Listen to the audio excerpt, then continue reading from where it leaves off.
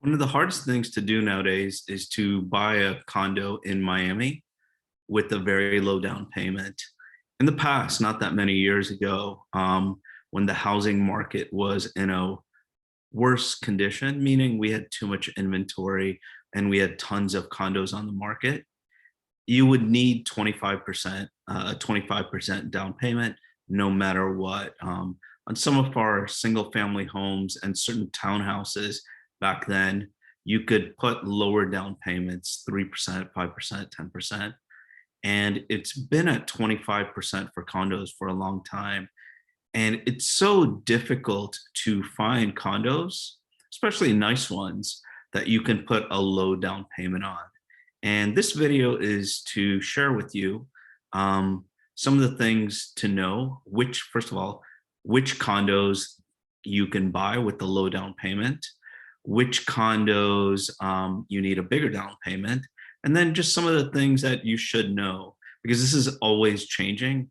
I'm not an expert mortgage broker or lender, but I have a lot of friends in the industry and I work with a few of them. I don't just work with one lender.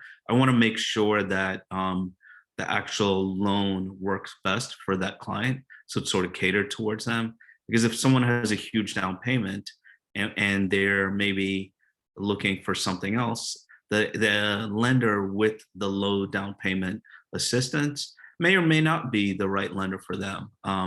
Meaning that person can still have great programs with bigger down payments, but maybe that other lender has a better program for a bigger down payment. But either way, I like to give choices, and obviously you'll have your own choices with the people that you know, your friends, family, coworkers know. So with that said, I'm going to share my screen real quickly with you, and hopefully this should make you feel a lot more comfortable about this. Okay, so first of all, this is a friend of mine. His name is Yusuf Mohammed. That's his phone number. And don't worry about trying to take notes or pause and stop to do that. If you want a copy of this, just let me know and like direct message me or email me or just reply to the comment below and send me your information, and I'll send you an email with all the information so you'll have it. So with that said, when a person is buying a condo or a townhouse in an association, they're different. The association has to give different things. So like when I say a townhouse, you need to look at, so you could have two townhouses that look exactly the same, and one of them in their legal description could say condo and the other one could say lot and block. And typically the one that says condo in the legal description usually has a unit number as part of the address. So it could be 5525 Southwest 33rd Street. That's just a made up address. So 5525 Southwest 23rd Street, number 102. So the townhomes that have that number 102 or the unit numbers, I would say probably there's a 95% chance that it is a condo in the legal description. So there are different things about that. Those are, when it has condo in the legal description, it's more difficult to loan on it. So just so you know, the difference between the two townhouses, if they look identical and one has the legal description condo and the other one says lot and block. Lot and block means you own the land, meaning you own the yard of that townhouse. And because of that, lenders allow lower down payments for the most part, unless it meets certain criteria within the condo. So even those times when the typical buyer had to give 25% down when our market was different, 25% down for a condo, there were FHA loans that a buyer could use for the townhouses that didn't have legal description condo where it said lot and block, or it was typically a townhouse without a unit number. They were able to only put 3.5% down at that time. So it was much different than now. So with that said, there are different things. There's something called a limited review and a full review. And depending on what the person puts down, if someone puts 25% down or more in South Florida, typically you could do a more limited review on the condo. That means like they're going to check the condo's reserves. They're going to check how many end user there are. And like you're going to have, I guess, tenants, people that don't live there, renters. And then you're also going to have end users, people that bought the place and live in it themselves. So that's one, those two things are some of the criteria on this condo questionnaire, amongst other things. So with that said, if the person puts less than 25% down, the lender is typically going to need to do a full review on the building. But what happens is lenders like Yusuf is smart because he keeps these reviews. He does research. He finds out what buildings actually have done full reviews, and he actually, with these full reviews, whether they qualify for lower down payments on condos, and if they don't, then you'd have to put more money down. So with that said, if a condo has done a full review and it meets certain criteria, if it's your primary residence, you only need to put 3% down, an unheard of amount for a condo in Miami, in South Florida. If it's a second home, and we get this a lot, we get a lot of people moving to Miami from New York, Chicago, Boston, Washington, D.C., Chicago, maybe I mentioned them already, and the Bay Area. So those are people that will buy properties in Miami or South Florida. And sometimes it's their primary residence, but sometimes it's like a vacation home. So since that's not an investment, with these full reviews, if the condos meet the criteria, they only need to put 10% down. It's not a big number. And if it's an investment property and it meets these certain criteria in the full review, then the person, depending on the unit, it would be the building, it would be 15 to 30% down. Okay, so with a limited review on these other properties, if it's someone's primary home, then they can put 10% down. It's way better than the 25% down in the past, but 10% down with a limited review, meeting certain criteria. If it's your second home, it would be 25% down. And if it's an investment property, 30% down. I know this is a little bit complicated for some of you. It was for me, at least before, when I first got into real estate. So if you have questions, I don't expect you to learn this within a few minutes of me telling it to you. But if you need more understanding of this, for us to make it more clear, just reach out to me and we can spend, whether it's 2 minutes or 2 hours on it. We'll be happy to, either me or Yusuf or Steve or some of the other lenders that I work with. So let's go to the list, and I'm going to scroll up to the top. So this is a condo list in 2021.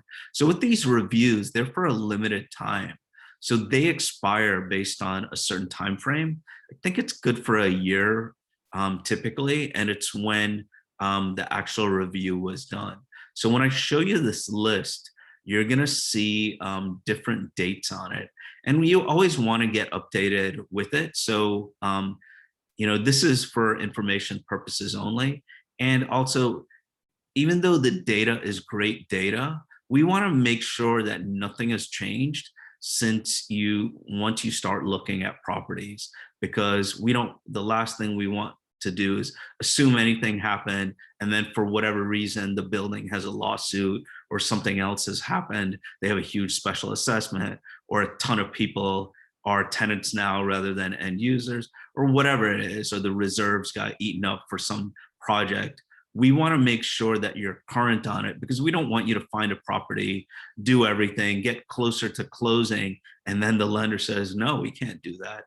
That's the last thing we want to do. We want to make sure that everything is good. But this is definitely a great place to start. And there's like a 95% chance that everything will be good. Okay, so that said, let's look at these full review properties that you only need to put 3% down if it's your primary residence. And if you see the dates, 2/8/2022. So this a full review was done on 1010 Brickell. You can only you only need to put 3% down. If it's 1050 to 1060 Brickell, this is good until July 15th, 2021.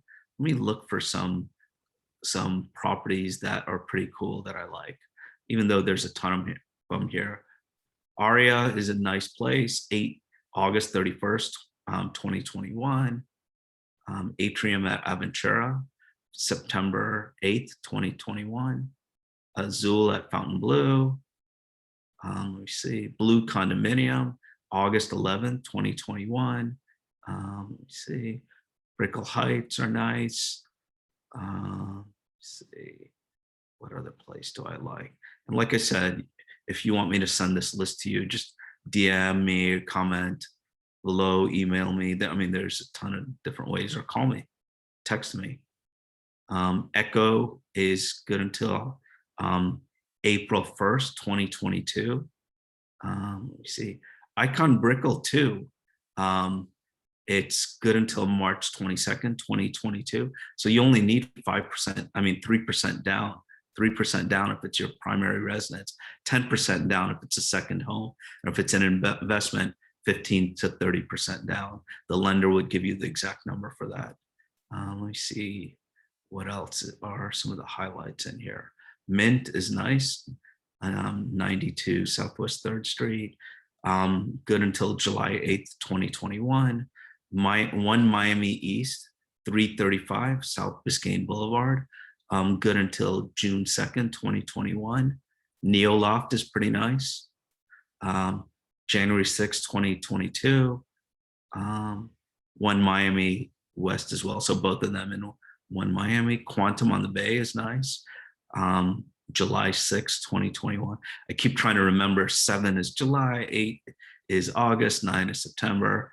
I feel like I'm getting a pop quiz now with the numbers as month dates. Sunset Harbor. Let me see what else. What else is pretty cool that I really like? 2 Midtown is nice. 3470 Coast Avenue.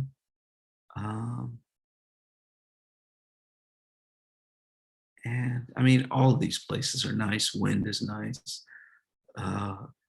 Via Regina is nice. A lot of places in Brickell. I'm gonna stop sharing my screen now.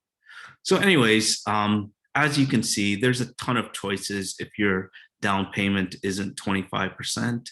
Obviously, the market is a little bit tight now, so the inventory is low. So sometimes you may lose out with the lower down payment, but we could, as agents, whether it's us or someone else you use, we can always reach out to the other agent. We can check the property history. We can figure out what makes the best sense for the low down payment to give you the best chance of getting the property. And like I said, if you want this information, please reach out to me. And, like I said, text, email, DM, comment below, whatever, a million different ways, or call me. And I will send you a PDF of this document. And I could definitely recommend Yusuf, Steve, and a few of the other lenders that I've worked with. I've been doing this 17 years. Jade and Will have been doing it a while as well. Vico is sort of new, and we have other people on the team, but we can send you whatever recommendations you want. But this should at least make it easier for you to know which properties to focus in on, especially if your down payment isn't as high as some of the other people have, 20, 25, 30%, because because the rates are so low. We want to make sure if we can get you a place with a lower down payment, we might as well. Anyways, any questions you have, reach out to me, and all the best. Thanks so much, guys. Love you. See ya.